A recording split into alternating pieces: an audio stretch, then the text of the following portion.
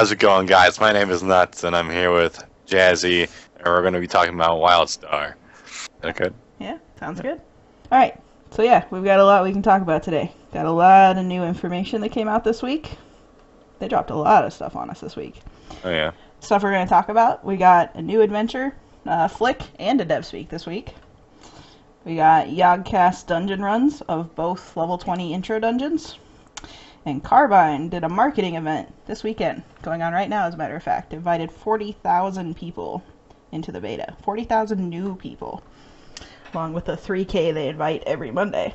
So our first topic today is going to be the Adventures Flick and Devspeak that Carbine dropped this week.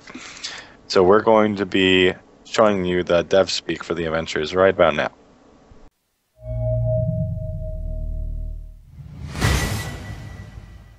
Welcome to Wildstar. This is Devspeak. Oh, hey, look, a disclaimer. So today we're going to talk about a feature we've been very tight-lipped on up until now. It's an exciting one for us because it lets us do things with gameplay that we can't really do in standard leveling or Elder game content. We simply call it Adventures. Adventures are 5-person simulations that take place in alternate versions of zones you've already played. Think of it as a choose-your-own-adventure dungeon, only in an open world where anything can happen. Each adventure has both a leveling and Elder game veteran mode. And because it's a simulation, we're able to create gameplay modes and mechanics that may not exist anywhere else in the game. And adventures are crazy repeatable. You're making all kinds of tough calls and tactical decisions, and they kind of matter. Like, determine the whole rest of the adventure kind of matter. Of course, enemy AI and random variation mix it up even more. Take the High Crest Insurrection adventure.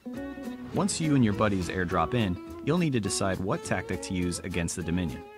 Maybe you take the sneaky approach, creeping around to sabotage and assassinate. Maybe you rescue the oppressed farmers. Maybe you turn them into an army to rise up against their oppressors. Freedom! Different tactics and choices have different risks and rewards. The adventure Malgrave Trail is the ultimate example. It's kind of like old school Oregon Trail, with no dysentery. While you escort your caravan, you'll need to pick from roughly a gajillion different routes. Gather resources, rest, defend against enemies and the elements, and deal with some unexpected gameplay encounters like tiptoeing the caravan through a vermin-infested minefield, or building tower defenses to fight off an ambush. Some routes are more explorer-friendly, some are more settler-friendly. Your choices make all the difference, and no two runs are the same. How about a gangster murder mystery, where you choose who to align with and who to oppose? Boom. Crime Lord's a wipeout. Or a massive strategic tower defense where you build up and defend your forts. Check it. The Siege of Tempest Refuge. Or a MOBA-style battle where you fight a randomly selected group of enemy champions. War of the Wilds. Now, this may be a simulation, but all that XP, it's all yours. And based on your performance, you can get medals, loot, achievements, titles, and more. So, you might want to give a crap. And just like a dungeon, when played during Elder Game, in Veteran mode, you can earn the sweetest of loot. Elder Game content with unique gameplay mechanics, branching stories, and content that plays out differently each and every time you run it. Daddy likey. Well, that's all I can show for Adventures right now. In the meantime, feel free to send us a message here. And here, and here. All three. At the same time. The devs are listening. Alright, so there was the Adventure Devspeak for anybody who missed it this week. So, what do you think about that there? Nuttz? How you feeling about Adventures? Adventures are I kind of like it because compared to a dungeon, you always know what's going to happen. It's always the same. I mean, just from what we've seen the YOGSCAST do in the dungeons, which we'll get to later, it's pretty much going to be the same, but it's really... Actually, we'll just get to that later. But the adventures, as they said in the Devspeaks and the Flick, you'll be able to choose your different options and decisions in each game. It won't ever be the same. You'll have different outcomes almost every time, so that's really interesting. I like that. Yeah, and they've actually said that they tried, I saw this on Reddit, I think, that they had a group of beta testers that they tried to have them find like an optimal path through these, because people, when they first started hearing about this, they were concerned because it's supposed to be like choose your own adventure, but you know how the MMO community is, they're always going to try and find like the optimal route through anything. Yeah, that's just how it always works. The quickest way to do it. Exactly. So, and like they showed in the video, there's like tons of different ways that you can play out these adventures. And they actually had a group of people that they said, okay, we want you to try to find an optimal route through any of these that they had available at the time when they first started talking about it. And they couldn't. That's really cool. These people just could not find just one optimal route, and I think that that's pretty amazing that Carbine's able to do that. Yeah, it's very hard, I'm sure. So, and they said, especially in the AMA that they had this week, and we'll touch on that here in a few minutes, that they've done a lot to make sure that that wouldn't happen. Mm-hmm. That, you know, every time that you went through it, it would be a different experience. So it looks like they've done really well to make that happen. People couldn't find it. Something else that it didn't really explain in the video, but I'll just go over here real quick, is that it uses the Holy Trinity, you know, the tank, healer, DPS. It is a 5-man group. Yeah, 5-man group. Just like a dungeon. Mm-hmm. There's actually, at the end, which they did touch on too, you're awarded medals based on your performance in the adventure. So that's something that's kind of cool. I don't know if it'll be like they'll have a scoreboard or something on your server. That would be kind of neat. Or what medals actually do, or if it's just like a personal progression thing. Mm-hmm. But I'm guessing that, you know, the higher your medal, the better loot you might get. Right. Which sounds kind of like in the dungeons. I noticed when the YOGSCAST were playing, they had the little optional challenge things they had on the side for quests, like the quests in the dungeon. It might be something like that, maybe. I don't know. We'll have to see when maybe they'll have some sort of live stream. Mm-hmm. Hopefully. Of adventures. Yeah. That would be great. They've done a lot of dungeons, so. Yeah.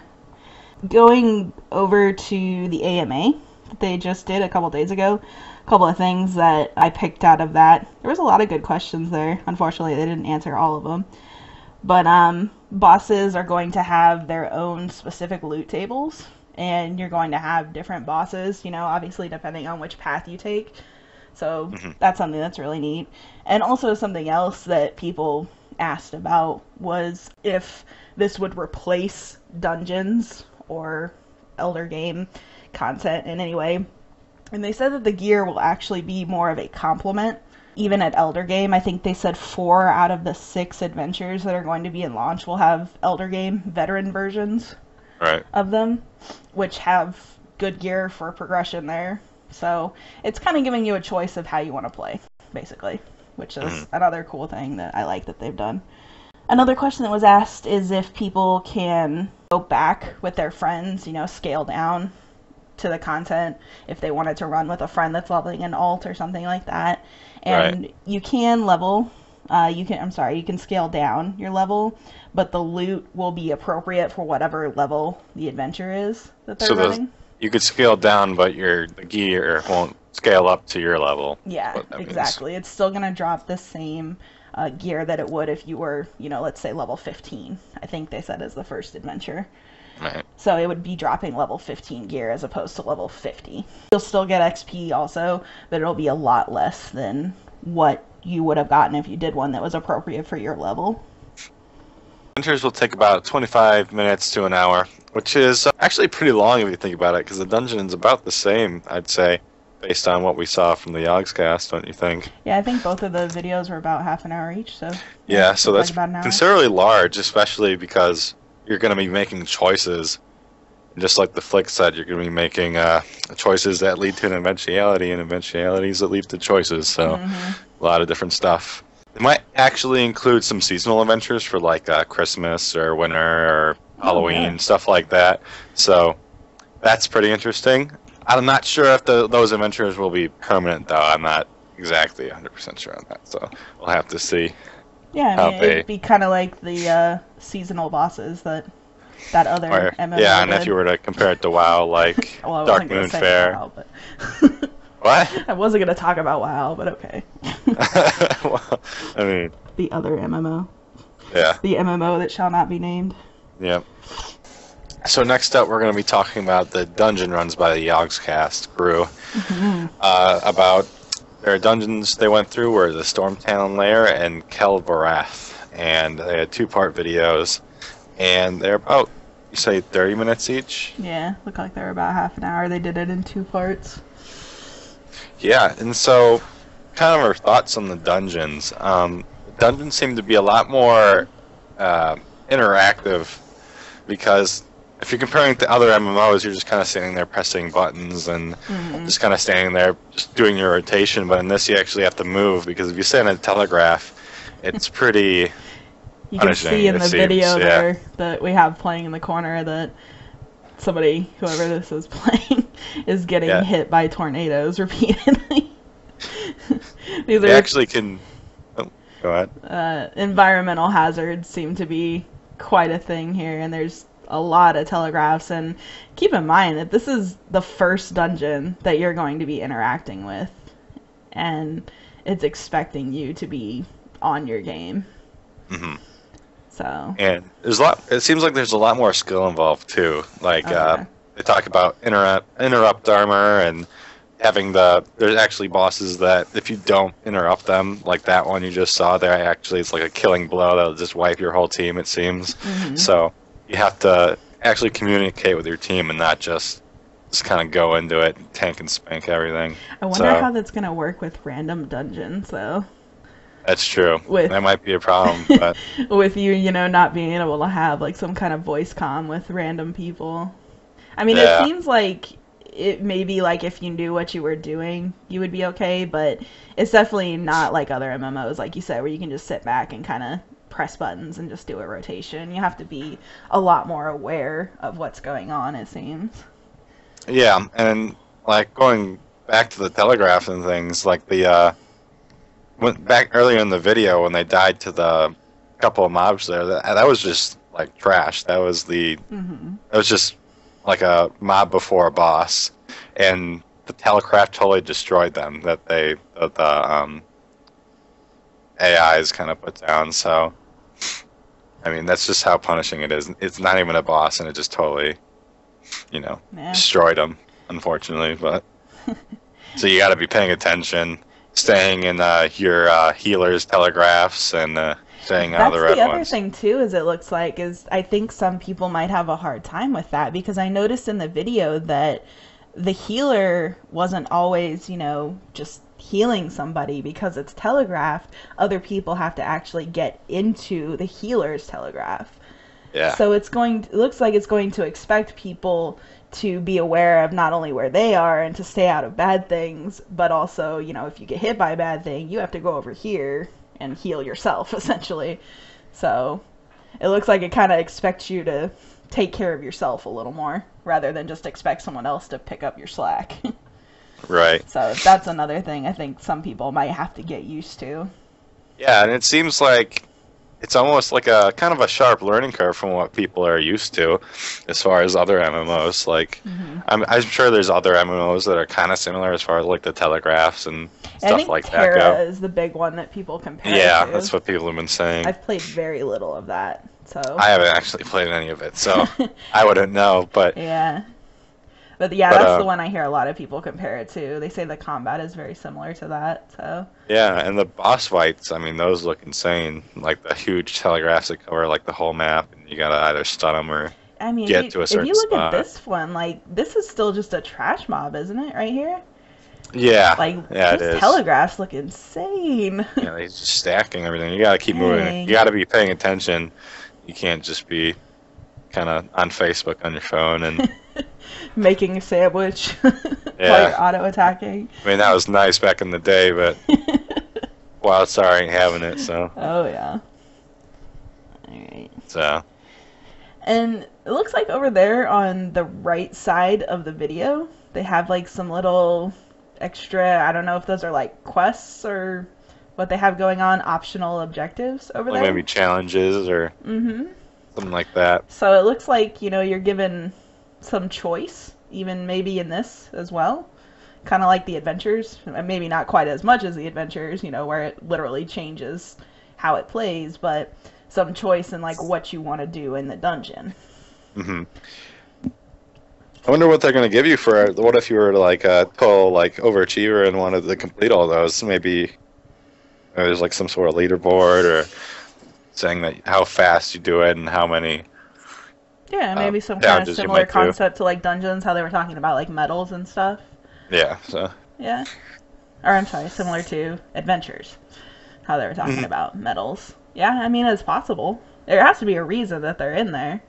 If they, you know, want them to be there. I don't know if they're there every time or if it's just the first time or what. Because I think that this is from the point of, like, they changed the point of view several times. So, and they all seem to have it over there. Yeah. So. It must be shared, too. Hopefully it's not like the visual thing. Yeah. I'm assuming it's shared, yeah. I would think so. It just seems like that would be too much of a pain, you know, if one person didn't have something or, you know. But who knows? I mean, we've all seen dungeon quests before in several other MMOs. So, I guess it's possible. I don't know. Maybe, hopefully it's rewarding. Yeah, for sure. Most people might be kind of turd from actually doing it. Well, it seems like from what I've seen so far in this game that if they ask you to do something extra or something out of your way, that they reward you for it. Yeah. Even if it's something, you know, minor. Okay. So let's talk about this boss fight, because this one really caught my attention. Now, this is in Calvaroth, the second dungeon they did, and this is the last boss of the dungeon. Holy crap, the telegraphs, first of all. I mean, be on your feet he comes right out of the gate just throwing stuff on the floor, and it looks like he does it the entire time. I mean, this fight, you are moving, it seems, constantly. And there's a lot going on. It must be like a pain to be a healer, because you gotta try and heal everyone, but everyone has to move because you just look at all the meteors coming out of every direction. And that's what I was saying. It seems really interesting as a healer because, you know, people have to jump into your stuff. You can't always just point yourself right at them. And it looks like there's some orbs coming through now, and they have to pick them up, I think they said, or the boss gets a huge buff. So they have to dodge telegraphs, they have to pick up these orbs, they have to, like you said, keep moving, have to get themselves into some heals. Oh, it's just, there's chaos. Like this, like I said, again, this is a level 20 intro dungeon. This is the second dungeon. Yeah. They're definitely expecting you to keep on your feet. And then there's a part here, this is what my favorite part was of this video. This part, look at that. Kind of reminds me of like an old style game, gosh. like arcade game. I mean, these are mechanics, and I hate to talk about WoW again, but these are mechanics that we saw in WoW raids, endgame raids. We saw mechanics like that. And level 20 dungeon. Can you imagine the raids? Can you imagine the raids in this game? Oh my gosh, I can't wait to see that. It's going to be so amazing. Have to play like hopscotch or something while jumping over lava or something like that. This fight looked so much fun to me. I don't know about you. It's chaos. It looks crazy. But it looks like so much fun at the same time. Oh man, and look, now he's shooting those little saw blades out from himself. While he's moving. Jeez. Oh, and there's the orbs. Very intense. Yeah. Wow. And there goes their tank. And they wipe to it. I mean, this stuff is hard. You're probably not going to come in here and just one-shot this. Oh, and another thing there. At the end, they have a little chart that pops up. And it tells you how long the dungeon took. They give you like little ranks. It says like you were number 1 in staying alive, or number 1 in heals, number 1 in dodging. So it tells you how. Its own damage meter recount. Kinda, yeah. It tells you how you ranked in the dungeon, how you performed, basically. So that boss fight, I can't wait to do that.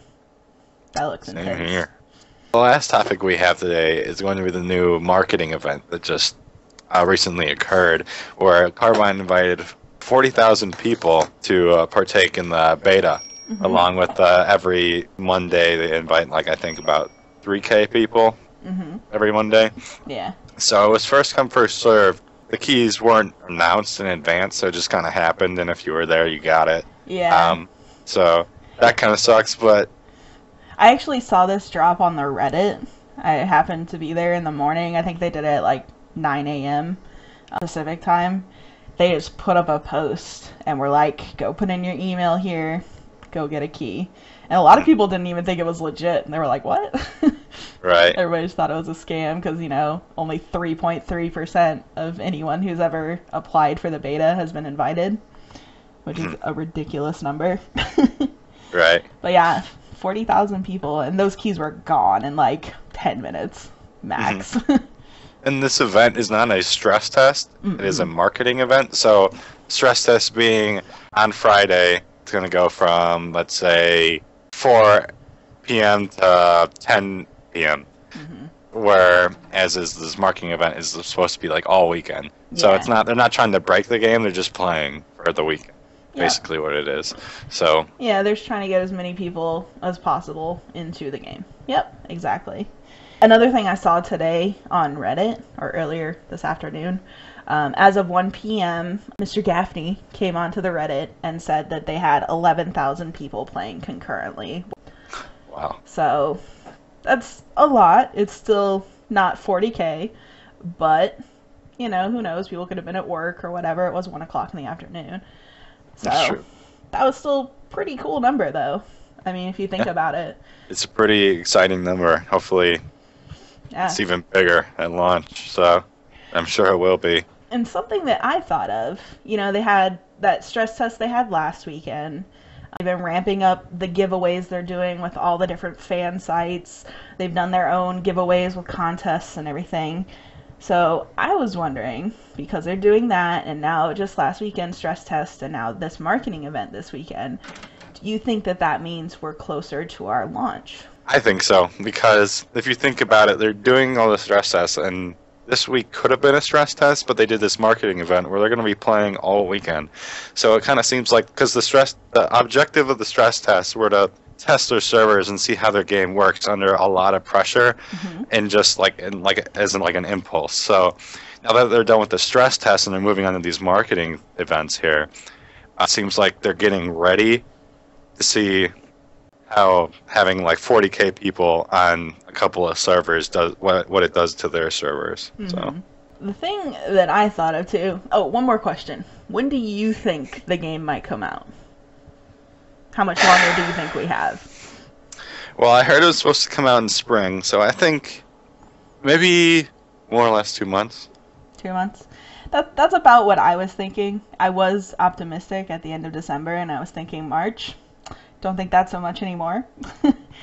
But I'm thinking May. Probably sounds good to me, too, at this point.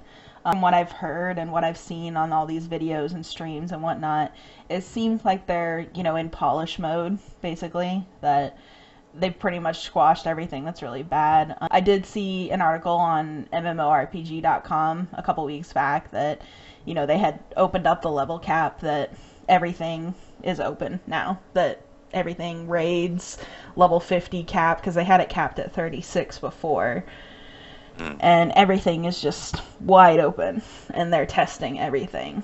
So I think then the other thing with that, I've heard before, most of my information comes from the Reddit, but you know, that they have been testing the Elder game, like the raids and all the adventures and stuff like that, since last summer, with, you know, internally and using some of the higher end guilds. Now, how true that is, I don't know. I've never seen it confirmed, but I'm thinking May. In previous beta cycles, they've run the beta for about 5 to 6 months. I think the last one before this one ended in July or August. Right. So if this one runs that same course, it would put it at about May. So, and something I wanted to bring up too while I was reading through the questions in the Adventure AMA, somebody had asked basically, you know, are you guys sure that all this stuff is going to be ready? You're not just showing us stuff that's, you know, not going to be there at launch. And the way that this question was answered actually caught my attention in relevance to the whole, you know, when are we launching thing. They actually said something about raids and war plots, and what they said was they're being worked on, but only recently have gotten into a state where they're in a good enough place to let beta testers try them out. So you should expect to see more info about both of these systems in the coming months. So the last few words of that are what really caught my attention. In the coming months. So what that says to me is that we're still going to get at least a couple months before the game drops, because they're still going to be releasing information, basically. Right. So that's what I pulled from that. And the way I think of it is like, if they're starting to release information on end game content, then I think it's almost time for. But the other thing too, just as like a side question, do you think that they'll actually release all the information on the end game content, that they might not hold something back, you know, for launch? I kind of hope that they do hold things back, because although everyone wants to see everything about this game and get in the beta and stuff like that, I kind of want secrets. I want to be surprised when I play. I don't want to know everything, because that's boring. I want a surprise. So that's why I'm always surprised when people, you know, they play betas and stuff like that. Like I said, that, you know, they just recently put the cap up to max level so that people would test out that content. I've played, you know, other betas of other games. I've played in WoW, unfortunately, all of their betas. We have to talk about WoW some more. I've played all of the betas for all the expansions in WoW, but never once, even when I was really into WoW, did I have the desire in beta to max out a character. So I wonder how many people will actually do that, enough to the point where they can get good testing in on it. Right. So that's something, it's a little cause for concern. But I mean, I could be the minority, and maybe people just love to do that. I don't know. We're going to have to see, in my opinion. I hope they hold stuff back. I mean, we don't want to know everything. Gotta have some mystery. Yeah, you want to be surprised. You don't want to know everything going in and then get bored a month through the game, paying $60 and then the subscription. So, yep. I take it slow. Alright guys, well that's it for us this week. Hope you guys enjoyed our show. If you like our video, give us a thumbs up. Subscribe to the channel for more weekly shows from us. Leave us a comment. Tell us what you liked, didn't like, want to see more of. If you hate us, whatever. And we will see you guys next week. Thank you. Please don't hate us. So we're going to be talking our first topic. Fuck it. Let's start over. I'll let you talk more during the some of these. The hell up. Some of these things. Damn it. Sorry. It's only. Go on. You're making a Space Jam too. I saw that. With LeBron. Yes. I was like, oh my god. My notes totally turned off in the middle of that too, but it would have made a ton of noise for me to unlock the tablet. So, hopefully I got everything I wanted to. So last, okay, restart.